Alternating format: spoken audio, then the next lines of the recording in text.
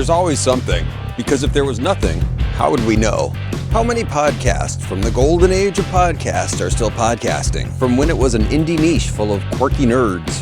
One person's golden age is another man's treasure. And if we're going after the treasure, we're gonna have to plan a heist. We're gonna need a bigger boat. You know, there's just that heist kit on Amazon. Maybe we should get that. Hacker not included. But I know a guy. By the time there's a kit for something, the bloom is off the rose. Your indie makerspace has been colonized. And I'm sorry to say, but it's dudes.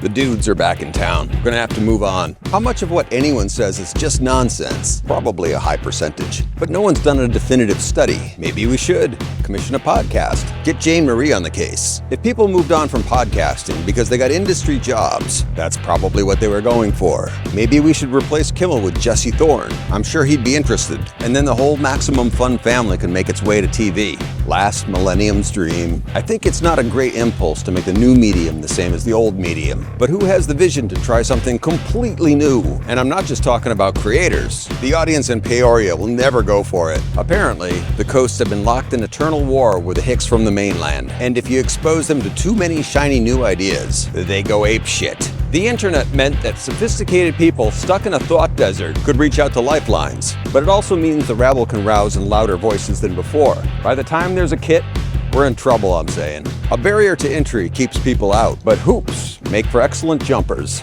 I don't know.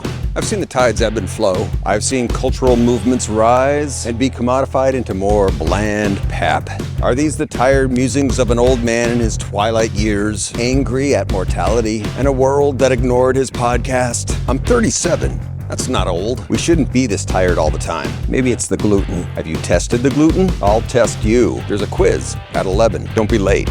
That's part of it. Is life just one big test that most of us are failing? That's a terrible way to think. So stop that.